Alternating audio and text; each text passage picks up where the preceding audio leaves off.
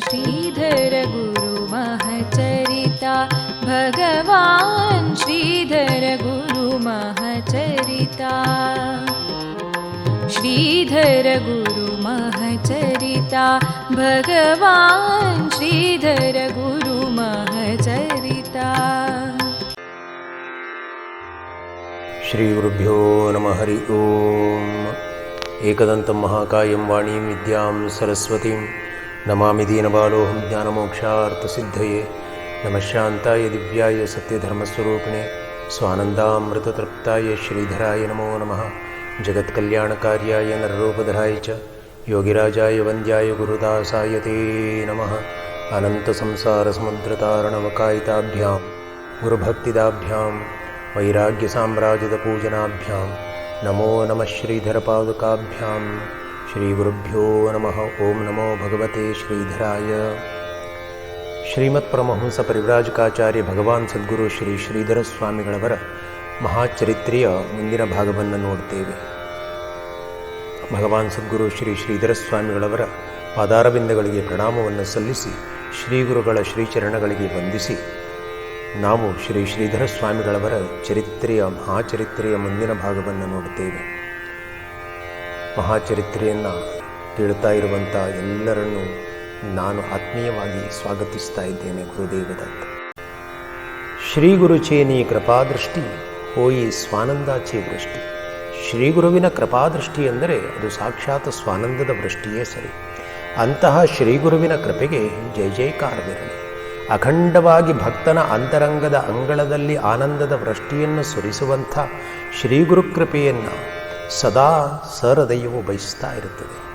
ವಿಷಯ ರೂಪದ ಸರ್ಪ ಈ ಭವದ ಜೀವಿಯನ್ನು ಸುತ್ತಿಕೊಂಡಿರುವಾಗ ದೀನನಾದ ಜೀವಿ ಮೂರ್ಛಿತನಾಗಿ ಹೋಗಿಬಿಡ್ತಾನೆ. ಅದನ್ನು ನೋಡಿ ಶ್ರೀ ಗುರುವಿನ ಕೃಪಾದೃಷ್ಟಿ ಜೀವಿಯನ್ನು ಎಚ್ಚರಿಸಿ ಅನುಗ್ರಹದ ಅಮರ ಸಂಜೀವಿನಿಯನ್ನು ಕೊಟ್ಟು ಬದುಕಿಸುತ್ತದೆ. ಆಗ ಸದ್ಭಕ್ತನಿಗೆ ಸ್ವಾನಂದದಲ್ಲಿ ಸಮರಸನಾಗುವ ಸದಿಚ್ಛೆ ಉಂಟಾಗ್ತದೆ.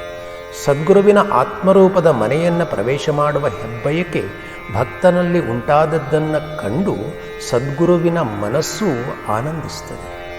ಅಂಥ ಪರಮೋಚ್ಚ ಸ್ಥಿತಿಯನ್ನು ತಲುಪಿಸುವ ಶ್ರೀ ಗುರುಕೃಪೆ ಅಂದರೆ ಅದೇನು ಸಾಮಾನ್ಯವಾದದ್ದಲ್ಲ. ಸೂರ್ಯನ ಕಿರಣಗಳಲ್ಲಿ ಹೇಗೆ ಸೂರ್ಯನ ಅಸ್ತಿತ್ವ ಇರುತ್ತದೆಯೋ ಹಾಗೆ ಶ್ರೀ ಗುರುವಿನ ಕೃಪೆಯಲ್ಲಿ ಶ್ರೀ ಗುರುಮೂರ್ತಿಯ ಅಸ್ತಿತ್ವವೇ ಇರುತ್ತದೆ. ಅಧ್ಯಾತ್ಮ ಸಾಧಕರಿಗೆ ಗುರುಕೃಪಾದೃಷ್ಟಿ ಅಂದರೆ ತಾಯಿ ಇದ್ದ ಹಾಗೆ. ಗುರುತತ್ವದ ನಿರೂಪಣೆಯ ನವನಿಧಿಯನ್ನು ಗುರುಕೃಪಾದೃಷ್ಟಿ ತೋರಿಸ್ತಾ ಇರುತ್ತದೆ. ಗುರುಭಾವದ ಸ್ವಚ್ಛಂದ ಸರೋವರದಲ್ಲಿ ಭಕ್ತನನ್ನು ರಾಜಹಂಸನನ್ನಾಗಿ ಮಾಡುವ ಗುರುಕೃಪಾಯೋಗ ಎನ್ನುವುದು ಆತ್ಮದರ್ಶನದ ಮಹಾಯೋಗವನ್ನೇ ಸೃಷ್ಟಿಸಿಬಿಡುತ್ತದೆ. ಅಂದು ಶ್ರೀಕೃಷ್ಣನು ತನ್ನ ವಿರಾಟ್ ಸ್ವರೂಪವನ್ನು ಭಕ್ತಶ್ರೇಷ್ಠನಾದ ಅರ್ಜುನನಿಗೆ ತೋರಿಸುವಾಗ ದಿವ್ಯ ದೃಷ್ಟಿಯನ್ನೇ ಅನುಗ್ರಹಿಸಿದ್ದಾನೆ.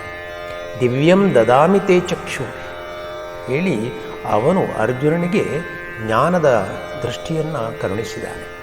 ಆ ದೃಷ್ಟಿ ಅಂದರೆ ಬೇರೇನೂ ಅಲ್ಲ, ಅದು ಕೂಡ ಗುರುಕೃಪಾ ದೃಷ್ಟಿಯೇ ಸರಿ.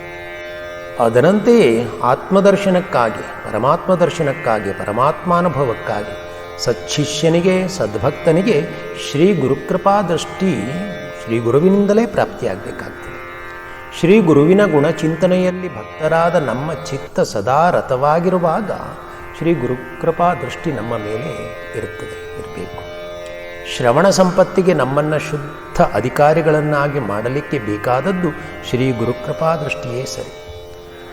ಆತ್ಮತತ್ವದ ಗೂಢ ಸಿದ್ಧಾಂತಗಳ ಜ್ಞಾನ ಅತ್ಯಂತ ಸುಲಭ ರೀತಿಯಲ್ಲಿ ಅರ್ಥವಾಗುವ ಹಾಗೆ ಮಾಡಲಿಕ್ಕೆ ಶ್ರೀ ಗುರುಕೃಪಾದೃಷ್ಟಿ ಬೇಕೇ ಬೇಕು. ಅಂತಹ ಗುರುಕೃಪಾದೃಷ್ಟಿ ನಿಮ್ಮೆಲ್ಲರ ಮೇಲಿರಲಿ ಹೇಳಿ ನಾವು ಪ್ರಾರ್ಥಿಸಬೇಕು. ಇಂತಹ ಮಹಾಕೃಪಾದೃಷ್ಟಿಯನ್ನು ಹರಿಸುವಂತಹ ಭಗವಾನ್ ಸದ್ಗುರು ಶ್ರೀ ಶ್ರೀಧರ ಸ್ವಾಮಿಗಳವರ ಪಾದಾರವಿಂದಗಳಿಗೆ ನಾವೆಲ್ಲರೂ ನಮಸ್ಕಾರ ಮಾಡಿ ಚರಿತ್ರೆಯ ಮುಂದಿನ ಭಾಗವನ್ನು ನೋಡುತ್ತೇವೆ. ಸಂಸ್ಥಾಪನಾರ್ಥಾಯ ಧರ್ಮಸ್ಯ ಹೇಳುವ ಹಾಗೆ ಧರ್ಮ ಮತ್ತು ಆತ್ಮಧರ್ಮವನ್ನು ತಿಳಿಸಲಿಕ್ಕಾಗಿಯೇ ಅವತರಿಸಿ ಬಂದ ಭಗವಾನ್ ಸದ್ಗುರು ಶ್ರೀ ಶ್ರೀಧರ ಸ್ವಾಮಿಗಳು ಶರಣು ಬಂದಂಥ ಭಕ್ತರ ಸಂಕಷ್ಟಗಳನ್ನು ನಿವಾರಿಸ್ತಾ ತತ್ವಬೋಧೆಯನ್ನು ಮಾಡಿ ಭಕ್ತರ ಮನಸ್ಸು ಪರಮಾತ್ಮನ ಕಡೆಗೆ ಹರಿಯಲಿ. ವಿಷಯ ವೃತ್ತಿ ಕಡಿಮೆಯಾಗಿ ಎಲ್ಲರೂ ಜೀವನ ಸಾರ್ಥಕಗೊಳಿಸಿಕೊಳ್ಳಲೇ ಹೇಳುವ ದೃಷ್ಟಿಯಿಂದ ಹಗಲು ರಾತ್ರಿಗಳೆನ್ನದೇ ಶ್ರಮಿಸ್ತಾ ಇರುವಂತಹ ಸಮಯವಾಗಿತ್ತು ಅಂದು. ಶ್ರೀ ಶ್ರೀಧರ ಸ್ವಾಮಿಗಳ ಸನ್ನಿಧಾನಕ್ಕೆ ಅನೇಕ ಸಮಸ್ಯೆಗಳನ್ನು ಹೊತ್ತು ಭಕ್ತರು ಪರಿಹಾರಕ್ಕಾಗಿ ಶರಣಾಗಿ ಬರ್ತಿದ್ರಂತೆ. ಸರ್ವದೇವತಾತ್ಮಕೋ ಗುರು ಹೇಳುವ ಮಾತು ಸತ್ಯ. ನಮ್ಮ ಶ್ರೀ ಶ್ರೀಧರ ಸ್ವಾಮಿಗಳು ಎಷ್ಟೋ ಭಾಗ್ಯವಂತ ಭಕ್ತರಿಗೆ ತಾವು ಎಲ್ಲ ದೇವರ ಸ್ವರೂಪ ಹೇಳುವುದನ್ನು ತೋರಿಸಿಕೊಟ್ಟ ಮಹಿಮೆಗಳು ಅನೇಕ ಇದ್ದಾವೆ ಚರಿತ್ರೆಯಲ್ಲಿ. ಶ್ರೀರಾಮನ ರೂಪದಲ್ಲಿ, ಶ್ರೀದೇವಿಯ ರೂಪದಲ್ಲಿ, ಶ್ರೀ ಸಮರ್ಥರ ರೂಪದಲ್ಲಿ, ಶ್ರೀಪಾದವಲ್ಲಭರ ರೂಪದಲ್ಲಿ, ಶ್ರೀ ದತ್ತಾತ್ರೇಯನ ರೂಪದಲ್ಲಿ, ಶ್ರೀ ರಾಘವೇಂದ್ರ ಸ್ವಾಮಿಗಳವರ ರೂಪದಲ್ಲಿ, ಮಾರುತಿಯ ರೂಪದಲ್ಲಿ, ಹೀಗೆ ಅನೇಕ ರೂಪಗಳಲ್ಲಿ ಭಕ್ತರಿಗೆ ಅವರ ಭಕ್ತಿಗೆ ಅನುಗುಣವಾಗಿ ಅನುಗ್ರಹದ ದರ್ಶನದ ಅನುಗ್ರಹವನ್ನು ಮಾಡಿದ್ದಾರೆ. ಹಾಗೆಯೇ ನಮ್ಮ ಸದ್ಗುರು ಶ್ರೀ ಶ್ರೀಧರ ಸ್ವಾಮಿಗಳವರು ವಿಘ್ನ ನಿವಾರಕ ಹೇಳಿ ಸರ್ವ ಭಕ್ತರಿಂದ ಆದಿಪೂಜೆಯನ್ನು ಸ್ವೀಕಾರ ಮಾಡ್ತಾ ಇರುವಂಥ ಶ್ರೀ ಗಣಪತಿಯ ರೂಪದಲ್ಲಿಯೂ ದರ್ಶನವಿತ್ತಂಥ ಮಹಿಮೆಯನ್ನು ನಾವು ಈಗ ಶ್ರವಣ ಮಾಡುತ್ತೇವೆ. ಮುಕುಂದ ಜೋಗಳೇಕರ್ ಎಂಬ ಬ್ರಾಹ್ಮಣನೊಬ್ಬನು ಒಬ್ಬ ಸಂತರಿಂದ ಶ್ರೀ ಗಣಪತಿಯ ಮೂಲ ಮಂತ್ರೋಪದೇಶ ಪಡ್ಕೊಂಡಿದ್ದಂತೆ. ಶ್ರೀ ಗಣಪತಿಯ ಉಪಾಸನೆಯನ್ನು ಕೆಲವು ಕಾಲದಿಂದ ಮಾಡ್ತಾ ಇದ್ದರೂ ಕೂಡ ಅವನಿಗೆ ಸಮಾಧಾನ ಸಿಕ್ಕಲಿಲ್ಲಾಗಿತ್ತು.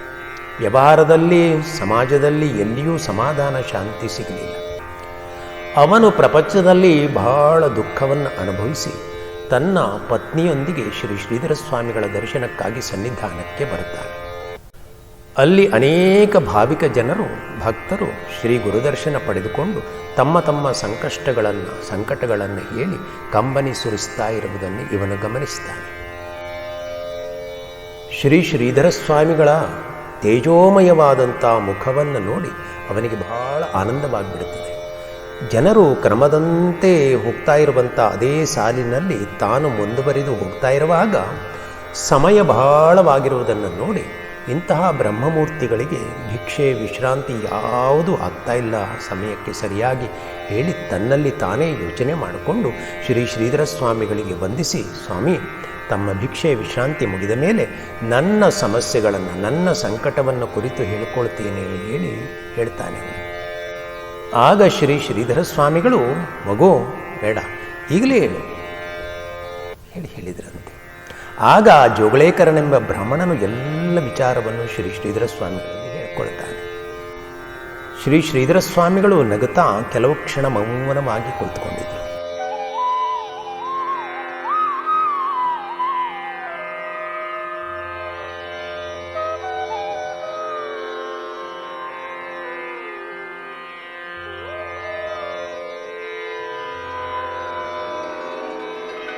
ಆಗ ಅವನಿಗೆ ಶ್ರೀ ಶ್ರೀಧರ ಸ್ವಾಮಿಗಳು ಕುಳಿತಂಥ ಸ್ಥಳದಲ್ಲಿ ಸಾಕ್ಷಾತ್ ಮಹಾಗಣಪತಿಯ ದರ್ಶನವಾಗಿದೆ.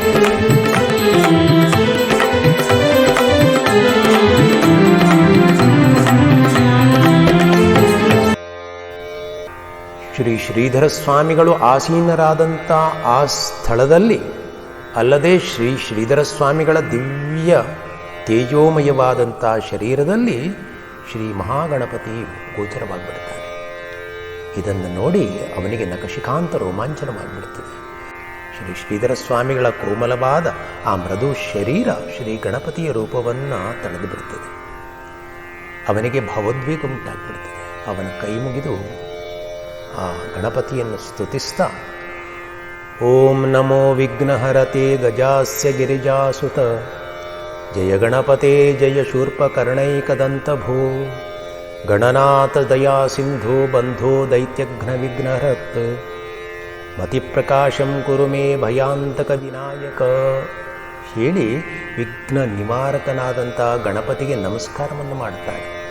ಹೇ ಗಜಮುಖನಾದಂಥ ಗಿರಿಜಾ ಕಂದನೆ, ಹೇ ದಯಾ ಸಮುದ್ರನೇ, ವಿಘ್ನವೆಂಬ ದೈತ್ಯನನ್ನು ನಾಶ ಮಾಡುವಂಥವನೇ, ವಿನಾಯಕನೇ, ಭವದೂರಕನೇ, ನನ್ನ ಬುದ್ಧಿಯನ್ನು ಪ್ರಕಾಶಗೊಳಿಸುವಳಿ ಸ್ತುತಿ ಮಾಡ್ತಾ ಸಾಷ್ಟಾಂಗ ನಮಸ್ಕಾರ ಮಾಡಿಬಿಡ್ತಾನೆ ಶ್ರೀ ಶ್ರೀಧರರಿಗೆ, ಅಲ್ಲದೆ ಶ್ರೀಧರರಲ್ಲಿ ಮೂಡಿದಂಥ ಗಣಪತಿ ಮೂರ್ತಿಗೆ. ಆಗ ಶ್ರೀ ಶ್ರೀಧರ ಸ್ವಾಮಿಗಳು ನಗತಾ ಅವನನ್ನು ಕುರಿತು, ಮಗು, ಈಗ ನಿನಗೆ ಶ್ರೀ ಗಣೇಶನ ದರ್ಶನವಾಯಿತು, ಹೀಗೆ ಗಣೇಶನ ಕೃಪೆಯಾಯಿತೆ ನಿನಗೆ ಹೇಳಿ ಕೇಳ್ತಾರೆ. ಅಲ್ಲಿ ಶ್ರೀ ಶ್ರೀಧರ ಸ್ವಾಮಿಗಳಲ್ಲಿಯೇ ನಿಜವಾಗಿ ಗಣಪತಿಯ ಸ್ವರೂಪ ಗೋಚರಿಸ್ತಾ ಇತ್ತು. ಆಗ ಅವನು ಕೈ ಮುಗಿದು ಆನಂದಾಶ್ರವನ್ನು ಸುರಿಸ್ತಾ, ಹೌದು ಸ್ವಾಮಿ, ಶ್ರೀ ಗಣಪತಿಯ ಪೂರ್ಣ ಕೃಪೆಯಾಯಿತು ಎಂದು ಹೇಳ್ತಾನೆ. ಆಗ ಶ್ರೀ ಶ್ರೀಧರ ಸ್ವಾಮಿಗಳು ಆಯ್ತಲ್ವೇ ಹೇಳಿ ಆ ಬ್ರಾಹ್ಮಣನನ್ನು ಕುರಿತು, ಮಗು, ನನಗಿಂತ ಭಿನ್ನವಾಗಿ ದೇವರಿದ್ದಾನೆ ಹೇಳಿ ನೀನು ಎಂದಿಗೂ ಭಾವಿಸಿಕೊಳ್ಬೇಡ. ಸುಲಭದಲ್ಲಿ ನಡೆಯುವ ಅಜಪಾಜಪವನ್ನು ಮಾಡ್ತಾ ನನ್ನ ಸ್ವರೂಪವನ್ನೇ ಚಿತ್ರದಲ್ಲಿ ಇಟ್ಟು ಚಿಂತಿಸ್ತಾವ, ಆತ್ಮಾನುಸಂಧಾನ ಮಾಡು, ಆದ್ದರಿಂದ ಸಮಾಧಾನ ಶಾಂತಿ ಸಿಗ್ತದೆ ಹೇಳಿ ಆಶೀರ್ವದಿಸ್ತಾರೆ. ಶ್ರೀ ಶ್ರೀಧರ ಸ್ವಾಮಿಗಳ ವಾಕ್ಯದಂತೆ ಅವನು ಹಾಗೆಯೇ ಆಚರಿಸ್ತಾನೆ. ಅಂದಿನಿಂದ ಅವನಿಗೆ ಎಲ್ಲ ರೀತಿಯಿಂದಲೂ ಅನುಕೂಲವಾಗಿ ಶಾಂತಿ ಸಮಾಧಾನ ಸಿಗ್ತದೆ. ಎಂದಿಗೂ ಶ್ರೀ ಶ್ರೀಧರ ಸ್ವಾಮಿಗಳನ್ನು ಮರೆಯದೆ ಅವರ ಸ್ಮರಣೆಯನ್ನು ಮಾಡ್ತಾ ಇದ್ದಂತೆ ಅವನು. ಶ್ರೀ ಗುರುಮಹಿಮೆಗಳನ್ನು ಹೇಳುವಾಗ ಕೇಳುವಾಗ ಬಹಳ ಆನಂದವಾಗ್ತದೆ ನಮಗೆ. ಶ್ರೀ ಶ್ರೀಧರ ಸ್ವಾಮಿಗಳ ಕೃಪೆಯನ್ನು ಪಡೆದಂಥ ಭಕ್ತರು ಧನ್ಯರೇ ಸರಿ. ಶ್ರೀ ಶ್ರೀಧರ ಸ್ವಾಮಿಗಳೆಂದರೆ ಭಕ್ತರ ಅಜ್ಞಾನಾಂಧಕಾರವನ್ನು ದೂರ ಮಾಡಿ ಭಕ್ತರ ಬದುಕಿನಲ್ಲಿ ಜ್ಞಾನ ದೀವಿಗೆಯನ್ನು ಬೆಳಗಿಸಿ ಉದ್ಧಾರ ಮಾಡುವಂತಹ ಸದ್ಗುರುವಾಗಿದ್ದರು. ಅವರ ದರ್ಶನ ಮಾತ್ರದಿಂದಲೇ ಬಹಳ ಭಕ್ತರು ಪುನೀತರಾಗ್ಬಿಟ್ರು. ನೈಷಮ್ಮಯಾನಿ ತೀರ್ಥಾನಿ ನದೇವಾ ಮೃಚ್ಛಿಲಾಮಯ ತೇ ಪುನಂತ್ಯುರು ಕಾಲೇನ ದರ್ಶನಾದೇವ ಸಾಧವ ಹೇಳಿ ಶ್ರೀಮದ್ ಭಾಗವತದಲ್ಲಿ ಬರುತ್ತದೆ. ತೀರ್ಥ, ವ್ರತ, ದಾನ, ತಪಸ್ಸು ಇವುಗಳಿಂದ ಫಲ ಸಿಗ್ತದೆ ನಿಜ, ಆದರೆ ಅದಕ್ಕೆ ಕಾಲಾವಕಾಶವೂ ಕೂಡ ಬೇಕಾಗ್ತದೆ. ಆದರೆ ದರ್ಶನಾದೇವ ಸಾಧವ, ಸಾಧು ಸದ್ಗುರುಗಳ ದರ್ಶನ ಮಾತ್ರ ಆ ಕ್ಷಣದಲ್ಲಿಯೇ ಜೀವಿಯನ್ನು ಪಾವನಗೊಳಿಸಿಬಿಡುತ್ತದೆ. ಅಗ್ನಿಯ ಸಮೀಪಕ್ಕೆ ಹೋದ ಕೂಡಲೇ ಚಳಿ ಹೇಗೆ ದೂರವಾಗ್ತದೆಯೋ, ಅಥವಾ ಸೂರ್ಯನು ಉದಯಿಸಿದ ಕೂಡಲೇ ಕತ್ತಲೆ ಹೇಗೆ ಮಾಯವಾಗ್ಬಿಡ್ತದೆಯೋ, ಹಾಗೆಯೇ ಶ್ರೀ ಸದ್ಗುರುವಿನ ದರ್ಶನವಾದ ಕೂಡಲೇ ಪಾಪಿಯೂ ಕೂಡ ಪುನೀತನಾಗ್ಬಿಡ್ತಾನೆ ಹೇಳಿ ಭಾಗವತ ಹೇಳುತ್ತದೆ. ಶ್ರೀ ಗುರುದರ್ಶನ, ಶ್ರೀ ಗುರುಚರಣ ತೀರ್ಥ ಸೇವನ ಇವು ಜೀವಿಯನ್ನು ಪುನೀತಗೊಳಿಸಬಲ್ಲಂಥ ಸಾಧನೆಗಳು. ಗುರೋಹ ಪಾದೋದಕಂ ಸಮ್ಯಕ್ ಸಂಸಾರಾರ್ಣವ ತಾರಕಂ ಹೇಳ್ತಾರೆ. ಶ್ರೀ ಗುರುವಿನ ಪಾದೋದಕ, ಆರ್ಣವ ಅಂದರೆ ಸಮುದ್ರ, ಆ ಭವಸಮುದ್ರವನ್ನೇ ದಾಟಿಸುವಂಥದ್ದು. ಸಮಸ್ತ ಕರ್ಮದ ಪಾಶವನ್ನು ನಷ್ಟಗೊಳಿಸುವ ಸಾಮರ್ಥ್ಯ ಶ್ರೀ ಗುರುಚರಣ ತೀರ್ಥದಲ್ಲಿ ಇದೆ ಹೇಳಿ ಶ್ರೀ ಶಿವನು ಪಾರ್ವತಿಗೆ ಗುರುಗೀತೆಯಲ್ಲಿ ಹೇಳಿದ್ದಾರೆ. ಶ್ರೀ ಗುರುಪಾದ ತೀರ್ಥದ ಮಹತಿಯನ್ನು ಎಷ್ಟು ವರ್ಣಿಸಿದರೂ ಪೂರ್ಣ ವರ್ಣಿಸಿ ಮುಗಿಸಲಿಕ್ಕೆ ಆಗುವುದಿಲ್ಲ. ಶ್ರೀ ಗುರುಚರಣ ತೀರ್ಥದ ಮಹತಿಯನ್ನು ಸದ್ಭಕ್ತರೇ ಬಲ್ಲರು, ಉಳಿದವರಿಂದ ಅದನ್ನು ತಿಳ್ಕೊಳ್ಳಿಕ್ಕೆ ಆಗುವುದಿಲ್ಲ. ಶ್ರೀ ಸದ್ಗುರುವಿನ ಚರಣತೀರ್ಥವೇ ಎಲ್ಲ ರೋಗ ನಿವಾರಣೆ ಮಾಡುವಂಥ ಸಿದ್ಧೌಷಧ. ಹಾಗೆ ತಿಳ್ಕೊಂಡೇ ಭಕ್ತರು ತಮ್ಮ ಜೀವನದಲ್ಲಿ ಮಹಾ ಅನುಭವವನ್ನು ಪಡ್ಕೊಂಡಿದ್ದಾರೆ, ಇಂದಿಗೂ ಪಡ್ಕೊಳ್ತಾ ಇದ್ದಾರೆ.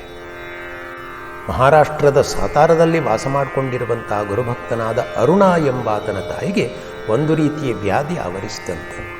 ಪ್ರಸಿದ್ಧ ವೈದ್ಯರ ಔಷಧೋಪಚಾರಗಳೆಲ್ಲ ಮುಗಿದವು, ಆದರೂ ಶರೀರ ಪ್ರಕೃತಿ ಸ್ವಲ್ಪವೂ ಸುಧಾರಣೆ ಆಗಲೇ ಇಲ್ಲ. ವೈದ್ಯರ ಸಲಹೆಯ ಪ್ರಕಾರ ಕೆಲವು ದಿನ ದವಾಖಾನೆಯಲ್ಲಿಯೇ ಉಳಿಬೇಕಾಯಿತು, ಆದರೂ ಏನೂ ಒಳ್ಳೆಯ ಪರಿಣಾಮವಾಗಲಿಲ್ಲ. ಬಹಳ ಪರಿಶ್ರಮ, ಹಣವ್ಯಯ ಎಲ್ಲವೂ ಆಗ್ಬಿಡ್ತು. ಹೀಗೆ 7-8 ವರ್ಷಗಳೇ ಕಳೆದು ಹೋಗ್ಬಿಟ್ಟವಂತೆ. ಆ ಅರುಣ ಕುಲಕರ್ಣಿ ಎಂಬಾತನ ತಾಯಿ ಸಂಪೂರ್ಣ ಹಾಸಿಗೆಯಲ್ಲಿಯೇ ಬಿದ್ದುಬಿಟ್ಲು. ಇನ್ನು ಬದುಕುವ ಸ್ಥಿತಿಯಂತೂ ಇರಲೇ ಇಲ್ಲವಂತೆ. ಜೀವನದ ಕೊನೆಯಲ್ಲಿ ಪುಣ್ಯ ಪುರುಷರ, ಮಹಾತ್ಮರ, ಸಂತ ಮಹಂತರ ದರ್ಶನವನ್ನಾದರೂ ಮಾಡಿಸಿಬಿಟ್ರೆ ಅದರಿಂದ ಉತ್ತಮ ಗತಿ ಪ್ರಾಪ್ತಿಯಾಗ್ತದೆ ಹೇಳಿ ಅವಳು ಯೋಚಿಸಿದ್ಲಂತೆ. ಭಗವಾನ್ ಶ್ರೀ ಶ್ರೀಧರ ಸ್ವಾಮಿಗಳು ಸಜ್ಜನಗಡದಲ್ಲಿದ್ದಾರೆ ಹೇಳುವ ವಿಷಯವನ್ನು ತಿಳಿದುಕೊಂಡು ಡೋಲಿಯ ಮೇಲೆ ಸಜ್ಜನಗಡಕ್ಕೆ ಹೊತ್ತು ತಂದರಂತೆ ಅವಳನ್ನು. ಶ್ರೀ ಶ್ರೀಧರ ಸ್ವಾಮಿಗಳು ಕುಟೀರದ ಒಳಗೆ ಇರುವುದರಿಂದ ಕುಟೀರದ ಹೊರಭಾಗದಲ್ಲಿ ಒಂದು ಕಡೆ ಡೋಲಿಯನ್ನು ಇಳಿಸಿಕೊಂಡು ಆ ಅರುಣನ ತಂದೆ ಏನು ಮಾಡ್ತಾನೆ ಕೇಳಿದರೆ, ಶ್ರೀಧರರ ಕಡೆಗೆ ಕೈ ಮುಗಿದು ಪ್ರಾರ್ಥನೆ ಮಾಡ್ತಾನೆ. ಹೇ ಶ್ರೀಧರ, ಭವಹರ, ಹೇ ಗುರುಡಾಯ, ಕರುಣಸಾಗರ, ಮೃತ್ಯುವಿನ ಮನೆಗೆ ಹೊರಟಿರುವಂಥ ನನ್ನ ಪತ್ನಿಗೆ ನಿಮ್ಮ ದರ್ಶನವನ್ನು ಮಾಡಿಸಿ ತಮ್ಮ ಕೃಪೆಯಿಂದ ಸದ್ಗತಿ ದೊರೆಯಬಹುದು ಹೇಳಿ ನಂಬಿಕೊಂಡು ಇಲ್ಲಿವರೆಗೆ ನಾವು ಕರೆದುಕೊಂಡು ಬಂದಿದ್ದೇವೆ. ತಮ್ಮ ಅನುಗ್ರಹದಿಂದ ಎಷ್ಟೋ ಭಕ್ತರು ತಮ್ಮ ಕಷ್ಟಗಳನ್ನು ಪರಿಹಾರ ಮಾಡಿಕೊಂಡಿದ್ದಾರೆ. ಸದ್ಗುರುವಿನ ದರ್ಶನವೇ ಒಂದು ಆನಂದದಾಯಕ. ಶ್ರೀ ಗುರುಭಕ್ತಿ, ಗುರುಸೇವೆ, ಗುರುಕೃಪೆ ಎಲ್ಲರಿಗೂ ಸಿಗುವುದಿಲ್ಲ. ಭಕ್ತಾ ಭಕ್ತ್ಯಾ ಚಾಗತ್ಯ ಸೇವಾಂ ಕುರುವಂತಿ ಶ್ರೀಧರೋ ಗುರುದರ್ಶನ ಮಾತ್ರಾತ್ತೇ ಸರ್ವಾಭೀಷ್ಟಾ ಭವಂತಿ. ಅನೇಕ ಭಕ್ತರು ಬಂದು ಶ್ರದ್ಧಾಭಕ್ತಿಯಿಂದ ಶ್ರೀ ಶ್ರೀಧರ ಸ್ವಾಮಿಗಳವರ ಸೇವೆ ಮಾಡ್ತಾ ಇದ್ದಾರೆ. ಅವರೆಲ್ಲರೂ ಶ್ರೀ ಶ್ರೀಧರ ಸದ್ಗುರುವಿನ ದರ್ಶನ ಮಾತ್ರದಿಂದಲೇ ತಮ್ಮ ಮನೋಭೀಷ್ಟಗಳನ್ನು ಪೂರ್ಣ ಮಾಡಿಕೊಂಡು ತೃಪ್ತರಾಗ್ತಾ ಇದ್ದಾರೆ. ದೈನ್ಯಾರ್ಥೋ ಭೂಶ್ರೀಯ ಯುಕ್ತೋ ವಂದ್ಯಾ ಪುತ್ರವತಿ ತಥಾ ಚಕ್ಷುರ್ಹೀನೋಪಿ ಚಕ್ಷುಶ್ಚ ಶ್ರವಣಂ ಬಧಿರೋ ಅಲಭತ್ ಅಪಸ್ಮಾರಾದಯೋ ರೋಗಾ ರಣಷ್ಠ ಗುರುದರ್ಶನಾತ್ ಎನ್ನುವ ಮಾತಿದೆ. ದಾರಿದ್ರ್ಯದಿಂದ ಬಳಲ್ತಾ ಇರುವಂಥವರು ಶ್ರೀ ಶ್ರೀಧರ ಸ್ವಾಮಿಗಳವರ ಅನುಗ್ರಹದಿಂದ ಶ್ರೀಮಂತರಾಗಿದ್ದಾರೆ. ಬಂಜೆಯೂ ಕೂಡ ಪುತ್ರವತಿಯಾಗಿದ್ದಾಳೆ. ಕಣ್ಣಿಲ್ಲದವರು ಕಣ್ಣುಗಳನ್ನು ದೃಷ್ಟಿಯನ್ನು ಪಡ್ಕೊಂಡಿದ್ದಾರೆ. ಕಿವಿ ಕೇಳಿಸದಂಥವರು ಕೇಳುವ ಶಕ್ತಿಯನ್ನು ಪಡ್ಕೊಂಡಿದ್ದಾರೆ. ಮೂರ್ಛಾರೋಗದಿಂದ ಬಳಲ್ತಾ ಇರುವಂಥವರು ಆರೋಗ್ಯವಂತರಾಗಿದ್ದಾರೆ. ಇದೊಂದು ಮಹಾ ಆಶ್ಚರ್ಯವೇ ಆಶ್ಚರ್ಯ. ಸ್ಪರ್ಶಮಣಿಯ ಸ್ಪರ್ಶದಿಂದ ಕಬ್ಬಿಣ ಬಂಗಾರವಾದ ಹಾಗೆ ಸದ್ಗುರು ಶ್ರೀ ಶ್ರೀಧರ ಸ್ವಾಮಿಗಳ ಕೃಪಾದೃಷ್ಟಿ ಮಾತ್ರದಿಂದ ಭಕ್ತರು ತಮ್ಮ ಎಲ್ಲ ಮನೋಭೀಷ್ಟಗಳನ್ನು ಪೂರ್ಣ ಮಾಡಿಕೊಡ್ತಾ ಇದ್ದಾರೆ.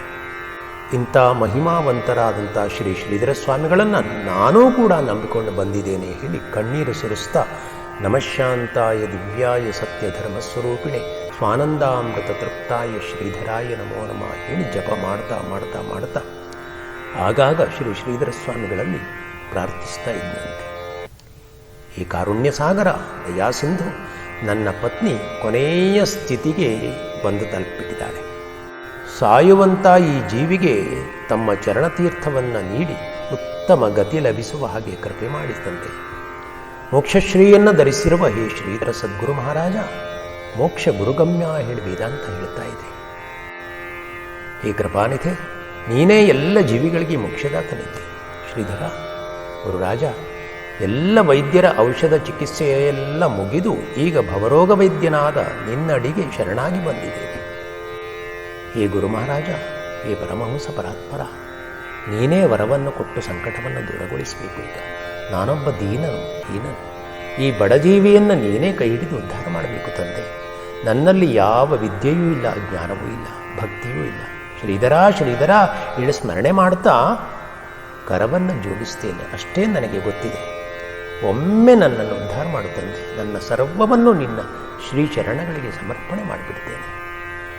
ಹೀಗೆ ಅವನು ಭಕ್ತಿಯಿಂದ ಪ್ರಾರ್ಥನೆ ಮಾಡ್ತಾ ಇರುವಾಗ ಇದನ್ನು ನೋಡಿ ಶ್ರೀ ಶ್ರೀಧರ ಸ್ವಾಮಿಗಳ ಸೇವೆಗಾಗಿ ಹೋಗ್ತಾ ಇರುವಂಥ ಸೇವಕನೊಬ್ಬನು ಕುಟೀರದೊಳಗೆ ಹೋಗಿ ಶ್ರೀ ಶ್ರೀಧರ ಸ್ವಾಮಿಗಳಲ್ಲಿ ಈತನ ಸಂಗತಿಯನ್ನು ವಿನಂತಿಸ್ತಾನೆ. ಭಕ್ತವಾತ್ಸಲ್ಯ ಮೂರ್ತಿಗಳಾದಂಥ ಶ್ರೀ ಶ್ರೀಧರ ಸ್ವಾಮಿಗಳು ಶ್ರೀಧರ ಶ್ರೀಧರ ನೀನೇ ಗತಿ ಶ್ರೀಧರ, ನನ್ನನ್ನು ದೂರ ಮಾಡಬೇಡ ಹೇಳಿ ಪ್ರಾರ್ಥನೆ ಮಾಡ್ತಾ ಇರುವಂಥ ವಿಚಾರವನ್ನು ಕೇಳಿಸಿಕೊಳ್ತಾರೆ. ಶ್ರೀ ಶ್ರೀಧರ ಸ್ವಾಮಿಗಳಿಗೆ ಶ್ರೀಧರ ನೀನೇ ಗತಿ ಹೇಳುವಂಥ ಭಕ್ತರ ಆ ಆರ್ಥ ಧ್ವನಿಯನ್ನು ಕೇಳಿ ಅನುಗ್ರಹಿಸಬೇಕು ಒಳ್ಳೆ ಅನಿಸ್ಬಿಡ್ತು. ಕ್ಷಣ ಮಾತ್ರದಲ್ಲಿ ತಮ್ಮ ಆಸನದಿಂದ ಎದ್ದು ಕೈಯಲ್ಲಿ ಕಮಂಡಲವನ್ನು ಹಿಡಿದು ಪಾದಗಳಲ್ಲಿ ಶ್ರೀ ಪಾದುಕೆಗಳನ್ನು ಧರಿಸಿ ಕುಟೀರದಿಂದ ಆ ಭಕ್ತರಿದ್ದೆಡೆಗೆ ಹೊರಟುಬಿಡ್ತಾರೆ ಶ್ರೀ ಶ್ರೀಧರ ಸ್ವಾಮಿಗಳು. ಭಕ್ತರನ್ನು ಉದ್ಧಾರ ಮಾಡಲಿಕ್ಕಾಗಿ ಹೊರಟಿರುವಂಥ ಶ್ರೀ ಶ್ರೀಧರ ಸ್ವಾಮಿಗಳ ಆ ದಿವ್ಯ ತೇಜಸ್ಸನ್ನು ನೋಡಿ ಸನಿಹದ ಸೇವಕನಿಗೆ ಹಿಂದೆ ಬೆಂಕಿಯಿಂದ ಹೊತ್ತಿ ಉರಿಯುತ್ತಾ ಇರುವಂಥ ಅರಗಿನ ಮನೆಯಲ್ಲಿ ಸಿಲುಕಿದ ಪಾಂಡವರನ್ನು ರಕ್ಷಣೆ ಮಾಡಲಿಕ್ಕಾಗಿ ಹೊರಟಿರುವಂಥ ಭಗವಾನ್ ಶ್ರೀಕೃಷ್ಣನ ಕಥೆಯ ನೆನಪಾಯಿತಂತೆ. ಭಕ್ತರನ್ನು ಉದ್ಧಾರ ಮಾಡಲಿಕ್ಕಾಗಿ ಹೊರಟಿರುವಂಥ ಶ್ರೀ ಶ್ರೀಧರ ಭಗವಾನರಿಗೆ ಭಕ್ತ ವಾತ್ಸಲ್ಯವಾದರೂ ಎಷ್ಟು, ಅವರ ಕೃಪೆ ಅಪಾರ, ಅವರ ಕರುಣೆ ಅನಂತ.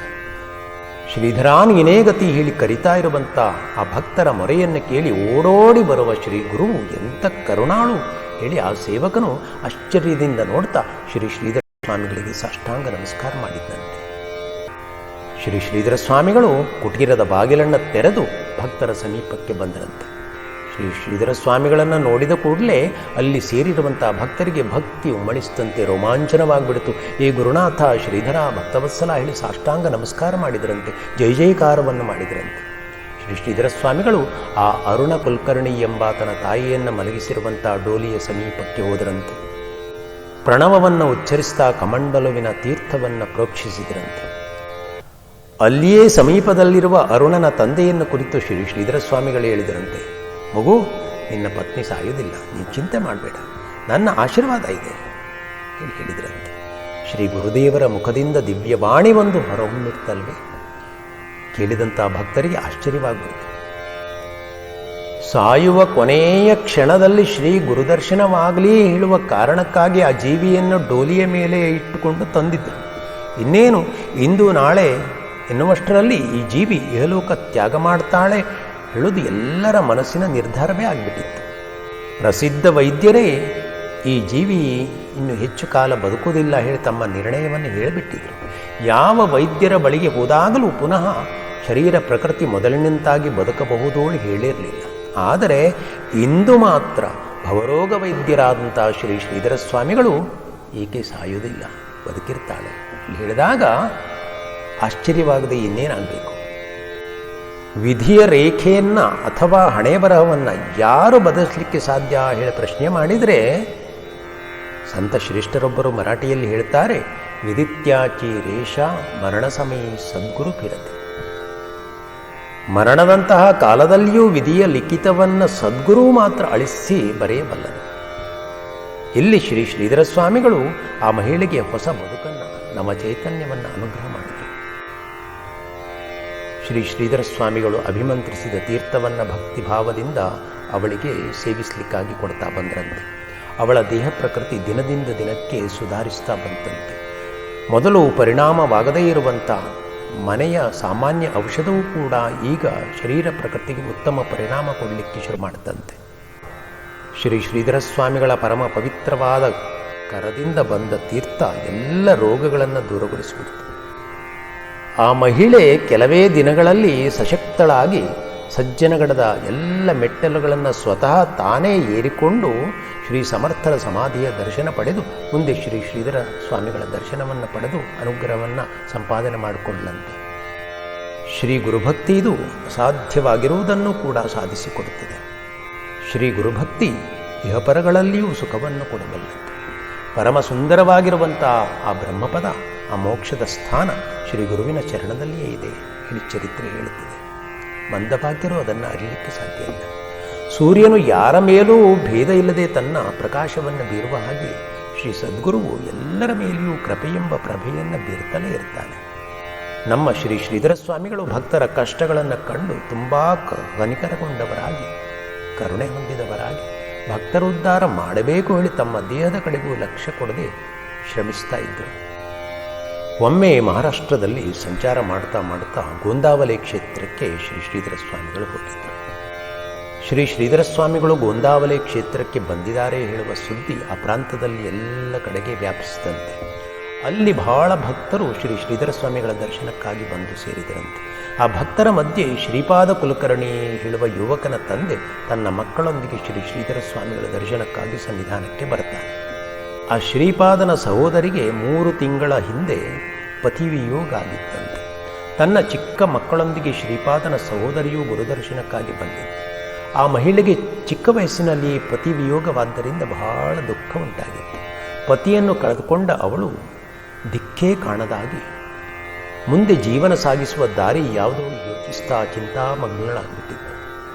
ಹೇ ಭಗವಂತ, ಈ ಚಿಕ್ಕ ಮಕ್ಕಳನ್ನು ಹೇಗೆ ನಾನು ರಕ್ಷಣೆ ಮಾಡಲಿ ಹೇಳಿ ದಿನಾಲೂ ಕಣ್ಣೀರು ಸುರಿಸ್ತಾ ಇರುವಂಥ ಮಗಳ ಶೋಕವನ್ನು ಕಂಡು ತಂದೆ ತನ್ನ ಪುತ್ರಿಗೆ ಶ್ರೀ ಶ್ರೀಧರ ಸ್ವಾಮಿಗಳ ದರ್ಶನ ಮಾಡಿಸಿ ಶ್ರೀಗಳ ಅನುಗ್ರಹವಾದರೂ ಸಿಗುವ ಹಾಗೆ ಮಾಡಬೇಕು ಹೇಳಿ ಕರೆದುಕೊಂಡು ಬಂದಿದ್ದಂತೆ. ಆದರೆ ಜನಸಮೂಹ ಬಹಳ ಇತ್ತು. ಶ್ರೀ ಶ್ರೀಧರ ಸ್ವಾಮಿಗಳಲ್ಲಿ ಪ್ರಾರ್ಥಿಸಿಕೊಳ್ಳಿಕ್ಕೂ ಕೂಡ ಅಲ್ಲಿ ಅವಕಾಶ ಇರಲಿಲ್ಲ. ಶ್ರೀ ಶ್ರೀಧರ ಸ್ವಾಮಿಗಳು ಭಕ್ತರಿಗೆ ದರ್ಶನ ನೀಡಲಿಕ್ಕಾಗಿ ಭವ್ಯವಾದ ಆಸನವೊಂದರಲ್ಲಿ ಮಂಡಿತರಾಗಿದ್ದರು. ಎಲ್ಲ ಭಕ್ತರಿಗೆ ಅಭಯಾಶೀರ್ವಾದವನ್ನು ಮಾಡಿ ತೀರ್ಥ ಕೊಡಲಿಕ್ಕೆ ಶುರು ಮಾಡಿದರಂತೆ. ಶ್ರೀ ಶ್ರೀಧರ ಸ್ವಾಮಿಗಳ ದಿವ್ಯ ತೇಜಸ್ಸನ್ನು ನೋಡಿ ಅನಾಥರಿಗೆ ಶ್ರೀ ಗುರುವೇ ತಾಯಿ ಎಂಬ ಭಾವನೆಯಿಂದ ಪತಿಹೀನಳಾದಂಥ ಆ ಮಹಿಳೆ ಅಳತಲೇ ತೀರ್ಥಕ್ಕಾಗಿ ಹೋದಲಂತೆ. ದುಃಖದಿಂದ ಕೂಡಿರುವಂಥ ಆ ಮಹಿಳೆಯನ್ನು ನೋಡಿ ಶ್ರೀ ಗುರುಪರಮಾತ್ಮನಾದಂಥ ಶ್ರೀ ಶ್ರೀಧರ ಸ್ವಾಮಿಗಳಿಗೆ ಹೃದಯ ಕರಿಬಿಡ್ತು. ಆ ಮಹಿಳೆಯನ್ನು ಕುರಿತು, ಮಗಳೇ, ನೀನು ಯಾಕೆ ದುಃಖ ಮಾಡ್ತಾ ಇದ್ದಿ ಹೇಳಿ ತಾಯಿ ಮಕ್ಕಳನ್ನು ಕೇಳೋದಕ್ಕಿಂತಲೂ ವಾತ್ಸಲ್ಯದಿಂದ ಕೇಳಿದ್ರಂತೆ. ಆಗ ಆ ಮಹಿಳೆಗೆ ಮಾತನಾಡಲಿಕ್ಕೆ ಆಗಲಿಲ್ಲ, ಕಂಠ ಬಿಗಿತು. ಅವಳು ಅಳ್ತಾ ಇದ್ದ. ಅವಳ ತಾಯಿ ಮುಂದೆ ಬಂದು ಮಗಳಿಗೆ ಬಂದಿರುವಂಥ ಕಷ್ಟವನ್ನು ಶ್ರೀ ಶ್ರೀಧರ ಸ್ವಾಮಿಗಳಲ್ಲಿ ಹೇಳಿಕೊಡ್ತಾಳೆ. ಆಗ ಕಾರುಣ್ಯಮೂರ್ತಿಗಳಾದಂಥ ಶ್ರೀ ಶ್ರೀಧರ ಸ್ವಾಮಿಗಳು ಪತಿಯನ್ನು ಕಳ್ಕೊಂಡಂಥ ಮಹಿಳೆಯನ್ನು ಕುರಿತು ಹೇಳ್ತಾರೆ, ಮಗು, ಇಂದು ನನ್ನ ಲಕ್ಷ್ಯಕ್ಕೆ ಬಂತಲ್ಲವೇ ಮಗಳೇ, ಇನ್ನು ನಿನ್ನ ಭವಿಷ್ಯದಲ್ಲಿ ಚಿಂತೆ ಮಾಡಬೇಕಾದ್ದಿಲ್ಲ.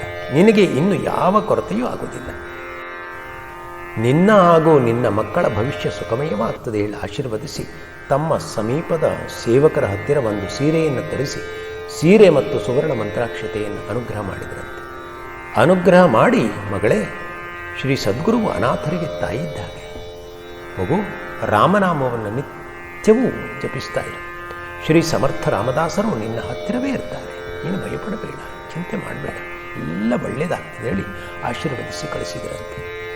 ಶ್ರೀ ಶ್ರೀಧರ ಸ್ವಾಮಿಗಳ ಅಭಯದಾನದ ಮಹತ್ವದಿಂದ ಆ ಮಹಿಳೆಯ ಬದುಕಿನಲ್ಲಿ ಯಾವ ಕೊರತೆಯೂ ಸಂಭವಿಸಲಿಲ್ಲ. ಆ ಮಹಿಳೆಯ ಮಕ್ಕಳು ಉತ್ತಮ ಪದವೀಧರರಾಗಿ ಸುಖದಿಂದ ಇದ್ದರಂತೆ. ಆ ಮಹಿಳೆ ಶ್ರೀ ಶ್ರೀಧರ ಸ್ವಾಮಿಗಳ ಆಜ್ಞೆಯಂತೆ ಅಖಂಡ ಶ್ರೀರಾಮನಾಮವನ್ನು ಬಿಡದೆ ಜಪಿಸ್ತಾ ಇದ್ದು, ಸಜ್ಜನಗಡಕ್ಕೆ ದರ್ಶನಕ್ಕಾಗಿ ಹೋದ ವೇಳೆಯಲ್ಲಿ ರಾಮನಾಮ ಜಪಿಸ್ತಾ ಇರುವಾಗ ಶ್ರೀ ಶ್ರೀಧರ ಸ್ವಾಮಿಗಳೇ ಎದುರಿನಲ್ಲಿ ಬಂದು ನಿಂತ ಹಾಗೆ ಅನಿಸ್ತಂತೆ. ಇದರಿಂದ ಅವಳಿಗೆ ಮತ್ತಷ್ಟು ಭಾವೋದ್ವೇಗ ಆಯಿತು. ಶ್ರೀ ಶ್ರೀಧರ ಸ್ವಾಮಿಗಳೇ ಎಲ್ಲ ದೇವರ ಸ್ವರೂಪ ಶ್ರೀ ಶ್ರೀಧರ ಸ್ವಾಮಿಗಳ ಸ್ಮರಣೆಯನ್ನೇ ಮಾಡಿದ್ದಂತೆ. ಅಪಾರ ಮಹಿಮರಾದಂಥ ಶ್ರೀ ಶ್ರೀಧರ ಸ್ವಾಮಿಗಳ ಚರಣಗಳಿಗೆ ಎಷ್ಟು ವಂದಿಸಿದರೂ ಅದು ಕಡಿಮೆಯೇ ಸರಿ. ಶ್ರೀ ಗುರುಗಳಲ್ಲಿರುವ ದಯೆ, ಕಾರುಣ್ಯ ಯಾರಲ್ಲಿಯೂ ಕಾಣಲಿಕ್ಕೆ ಸಾಧ್ಯ ಇಲ್ಲ.